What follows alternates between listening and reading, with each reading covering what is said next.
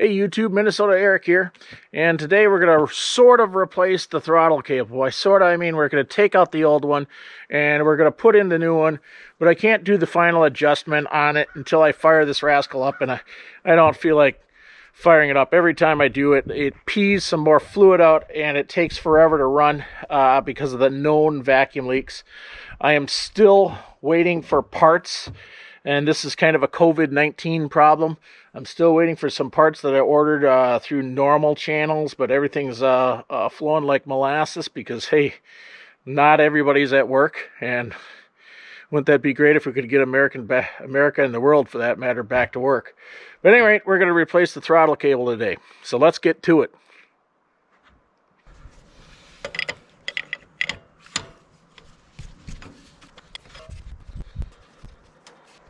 Problem I have is I wear out the grabby bits on my needle nose pliers.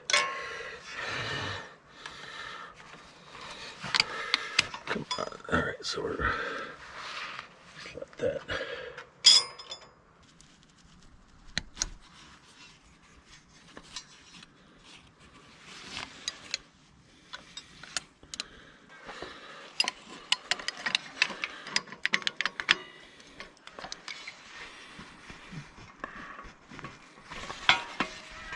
Can't get it off with hanging on. Oh, hanging on to it with a vice grip, so I'm gonna have to try heating it.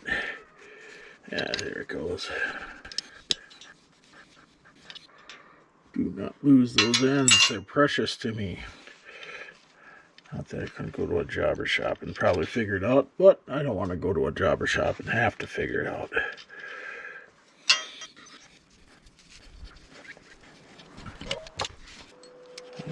This end's ready for removing, but before I do that, I'm going to check my new cable, make sure the end screws on. Okay, let's confirm. Okay. So we're golden there. I'm just going to follow this thing along.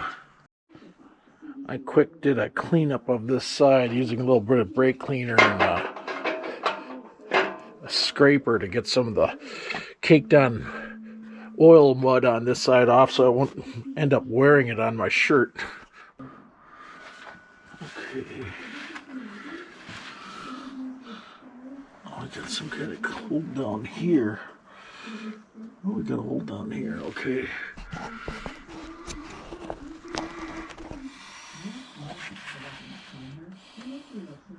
Feels big too. You know, I sure wish that GoPros you could see what the camera's looking at in the front, because I can't quite see. Hopefully you can see what I'm about to try to do. Ooh, it's getting tough. Why? I think we'll be replacing this bolt.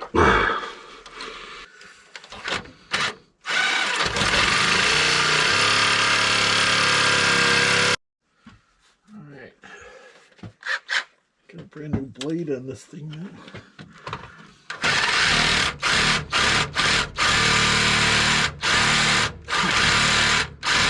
There we go. Huh. The end of this bolt was getting harder and harder and harder to pull out, I imagine, because it's got rust or crud, or maybe it got peened. I don't know. I'm going to leave this right here so I know where to locate it. Hopefully this won't hang up on anything. You've got a better seat than me. I can't see it. We're hanging up on here. Okay. All right, this one end.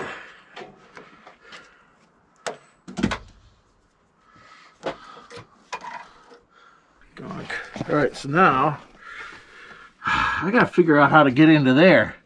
You've kind of seen me. I'm kind of a rotunda kind of guy. Yeah, this is, so despite how big this piece of equipment is. This is pretty tight. So part of the hassle here is just learning how to move around the machine to get at things.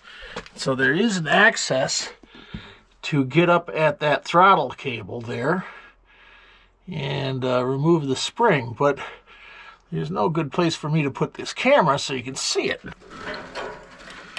All right, that came off very easy. 7/16 is on that side. I gotta get a socket on it. It's getting old stinks. My knee just popped on me. Well, I don't want to drop a wrench, but please catch on something as I spin you. There we go.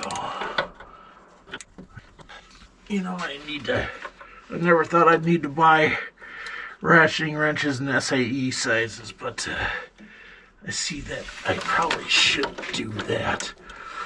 That sure would make this job easier. Oh, why is everything so hard to take off? This thing looks like it's rust-free, but this is one awkward hole to reach into. Is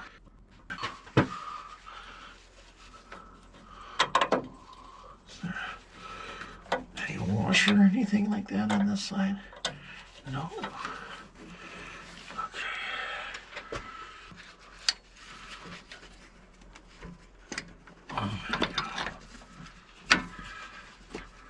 There we go.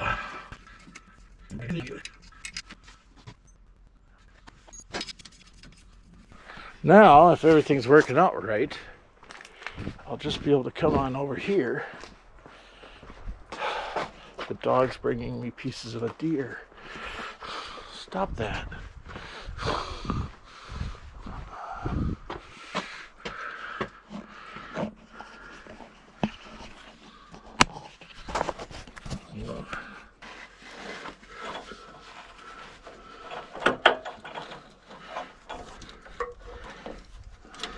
This sure seems like a lot more of a convenient place to try to remove this hardware than on through that tiny hole.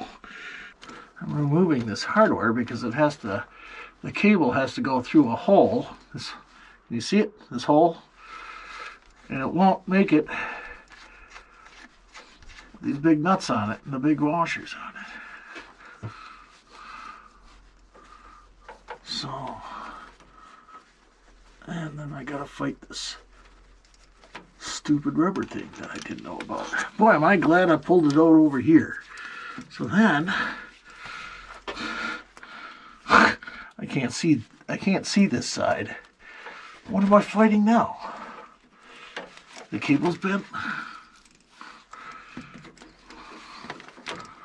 I think what I want to do is get a pliers or something.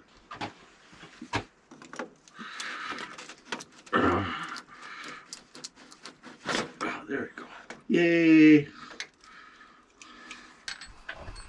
Okay, so that's just kind of a matter of, I'm always a firm believer of start with the hard end and work your way to the easier end. Here I have to put on the hardware here. How can this thing get stuck under the tires?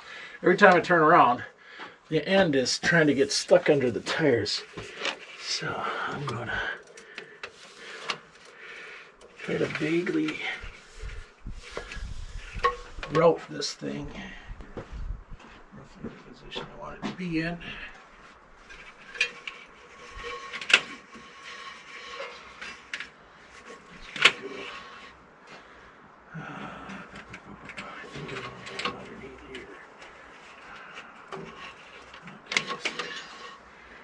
Something like this. Okay.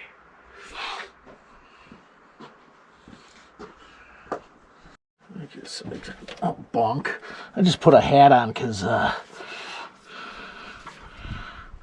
bonk opportunities for your noodle are plentiful. There's the rubber thing we have to kind of fight our way past.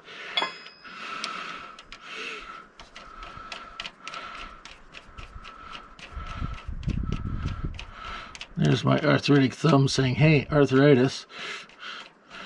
You know, when you're younger, you think you're going to live forever and have good health the whole time. Take some time to smell the flowers and enjoy yourself in the strength of your youth. That's all I can tell you. You will slow down as you get older. Your mind may not. Although you'll forget more crap. It's a cruel joke. You're wise, so you make better decisions, or so you think. Whether that's true or not, you think it.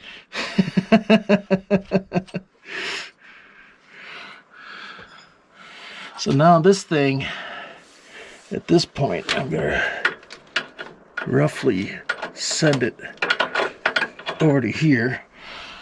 And I want to get that end on. That's all I want to do at this point. Okay, so we're going to put the painted side out. This goes, angles towards. That goes on. And then we screw it all on. I want to get this side on first, because depending on the angle you put on this, it might put some weird tension on the cable. Well, I can fix that easily over in the engine bay, but here I can't. So, oops, let's get the right size wrench and the right size thingy. I'm always a big fan of doing the hard side first. Snug, don't have to make it super tight. Okay. This originally used a 1-inch bolt. I don't, it's a 1/4 by 20 or whatever the heck it is. I got an 1.5 inches, so it's going to end up being just a little long. No big deal. Oops, I got to go on the other side and pull this back through.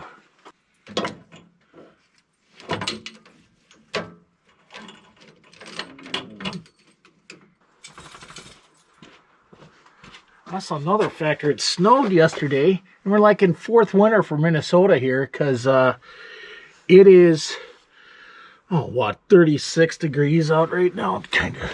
In other words, it sucks to work outside.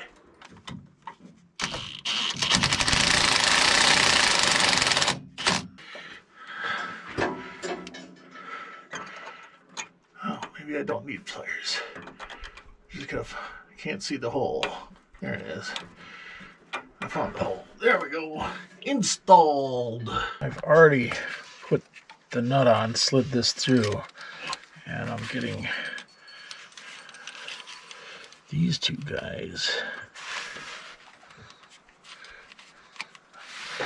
Gotta fight my way past that little rubber snubber. Just loose. That's good enough there. And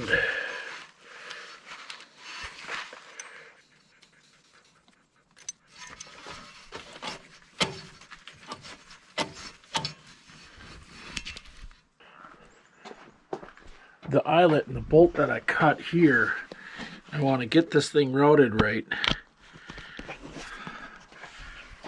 here. So that it's going to go like that.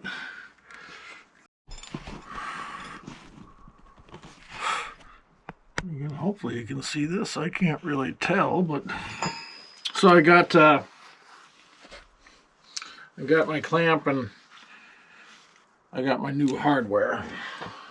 If I had a compressor going, I'd just go get an air ratchet, but I don't have a compressor going, so that's the story there. Before all the heavy mechanics, all the mechanics watching are like, hey, wait a second, Eric, you know better than this. Yeah, I do. I don't want to listen to the darn air compressor. Get out the air hose.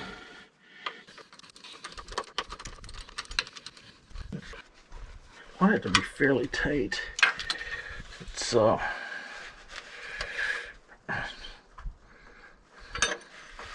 It's holding this huge hose. The bracket holds this huge hose contraption on, which near as I can tell, this is the hose going to the center, what am I trying to say? Curl cylinder. This may require some more adjustment later on, and by adjustment, like turning this, taking off the bolt that I'm about to stick through.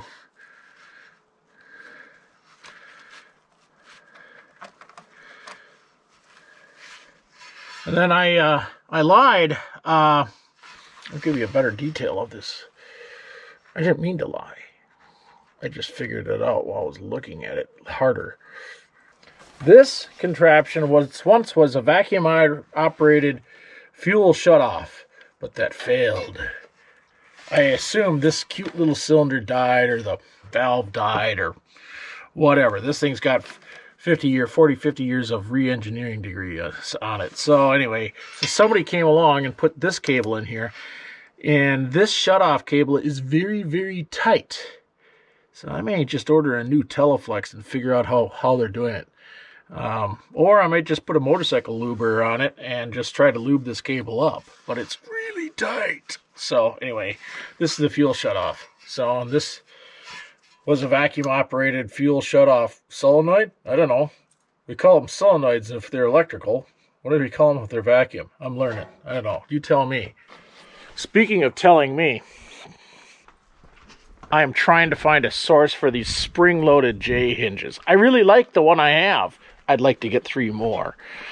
If anybody knows where to get them, I'd love to know. But they're easy to operate. I really like the easiness to operate of them. That's cool. Child's play, one hand, but I need 3 of them. So if anybody knows a source, please, please, please, by all means, tell me. Okay, so I should place up my tools before I forget them. I've got the throttle cable in the top. That's all nice and tight. And it's routed correctly. There's way too many good flat surfaces to hide tools here. And I've got the throttle cable routed on out to the back here. I'm not going to tighten this up. I don't know if where this thing needs to be.